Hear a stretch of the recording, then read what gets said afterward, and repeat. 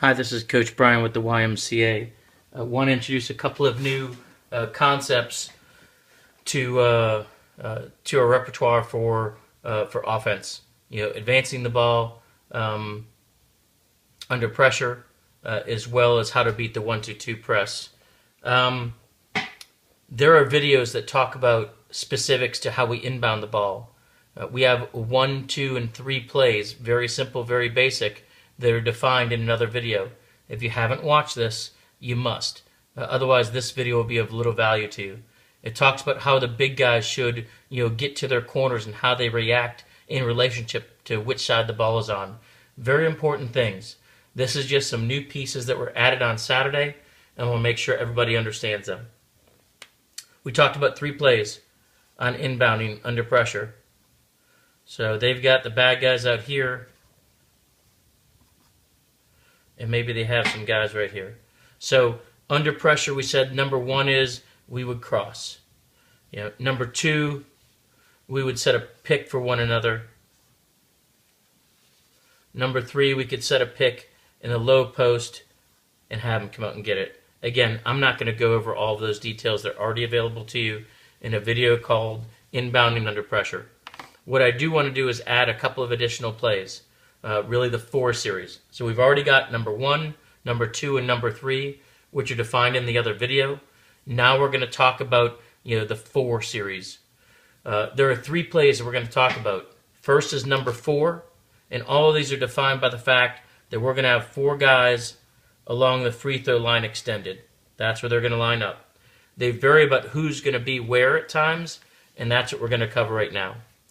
So we've been running 1, 2, and 3, and that's really just discussed between these guys right here. You guys are just watching, hey, did they get the ball in? Do I need to come and help or no? So the bigs aren't really involved that much in that.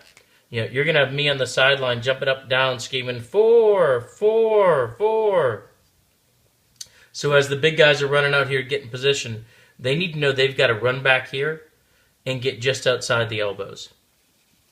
So the important distinction is when we call 4 or 40, either one of those, the big guys are lined up inside the elbows. Please hear me, very important. Remember, the first part of discipline is knowing where you're supposed to be and getting there quickly.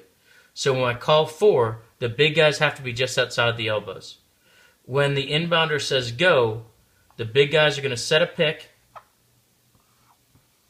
and the little guys are going to try to get open. Obviously, the goal is to try to hit these guys, in this area. If they can't, big guys, you're going to have to drop down right here. So same thing, you're going to count 1001, or really just, once you get out there and set a pick, 1001, and you're going to come out here. So if the inbounder can't get the ball to the guards as they come through this way, they're going to try to get the ball to you. So we're going to have something that looks like this. If the big guys are in black, they came and set a pick, they set the pick, and they're going to come down here. The guards came out here, ran around through here, ended up over here, and didn't get the ball. This guard did the same thing, and this big man did the same thing. He ran out here, he set a pick, nothing happened, so the big man came right down here. So that's going to take about 2 or 3 seconds. If the inbounder couldn't get the ball to these 2 guys, it's coming to you. Get ready for it. Now, understand that your job as a forward or a center is not to dribble out of that. Instead, you're going to have the inbounder streaking down the floor. You're going to fear this guy got the ball. This guard's going to probably come right about here, and this guard's going to come here. Guards and forwards, some of you guys will play any one of these positions. Please understand every single position. Same thing with the big guy. The big guy over here is going to start going down this way. So when we call 4, the big men set the pick, that we're trying to get the ball to the guards right here, and if they do, everyone's running down the floor. If not, the big men are serving as outlets, and if they get the ball, they're going to try to pass it here, pass it here, pass it here. I hope we're 100% clear on that. So that is 4. So if I'm acting like a crazy monkey on the side and I'm screaming 40, 40, it's very similar in that the bigs will still be right here. The guards will be right here. The only difference between 4 and 40 is on 40, the guards will set the pick, and the big men will come down here. The guards will set the pick, and the big men will come up here.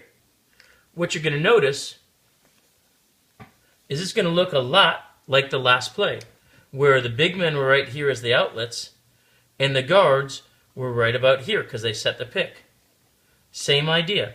The inbounder is going to get the ball, let's say it's to this guy. In that case, this guard is coming over here and up.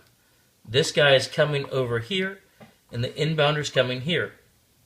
The goal for the big guy is not to dribble out of the situation. It's to hit him here, or hit him here, and this big guy is going to streak up the floor. So the plays are very similar. We just got there very differently. 4 and 40, the big men line up inside, small guys outside.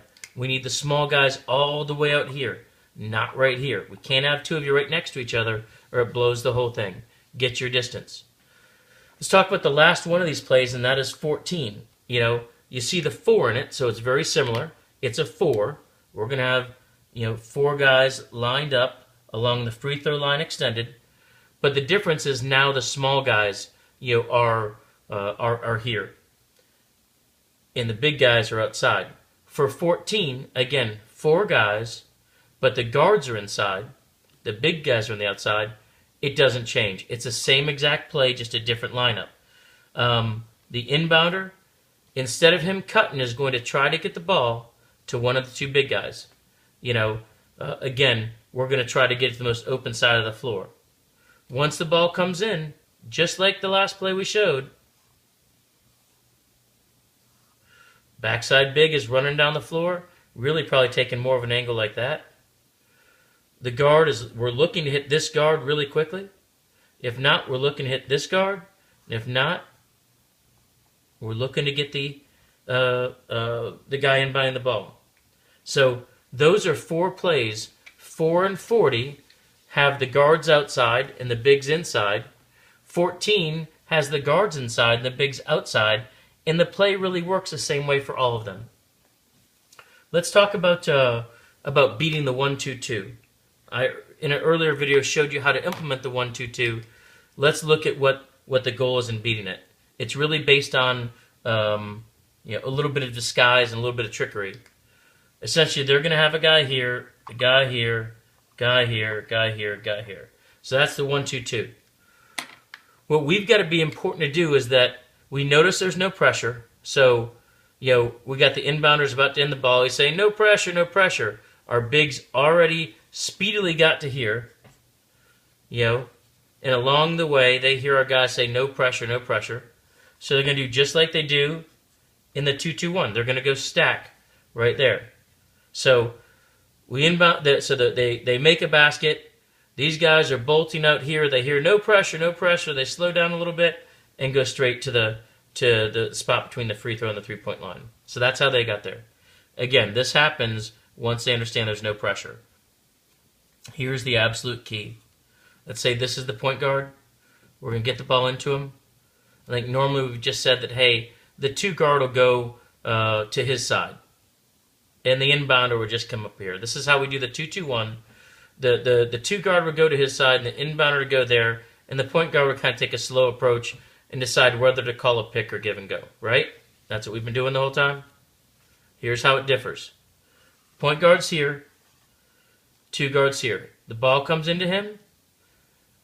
I'm assuming we're going to go to his dominant side, his right side. The 2 guard has got to sprint all the way over here. Very important. Very, very important. He's going to the side that the point guard's going to. Please understand that. Point guards, don't go crazy. We got 10 seconds. There's no pressure. Take your time and go directly at the corner. We're letting these guys know, oh, we're stupid. We're going to get trapped. Do not go up the middle and kill it for us.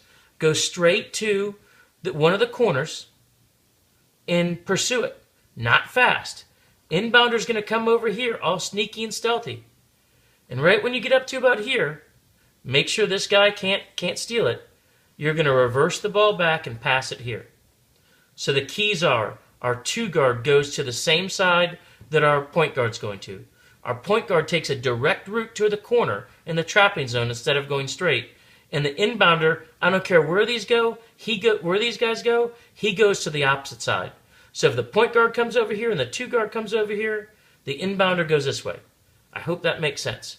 So once he reverses this ball, a couple things have to happen. One of these guys have to come right here. One of these guys comes right here. Because at this point, as this guy's going up here, these guys will have started going over here. This guy will have gone over here. This guy will go over here. So when at the time that we pass this ball, they're going to look something like this. And as soon as we reverse this ball out, they're all going to come flying. And what you got to do as the inbounder is get rid of the ball as quickly as possible to this guy.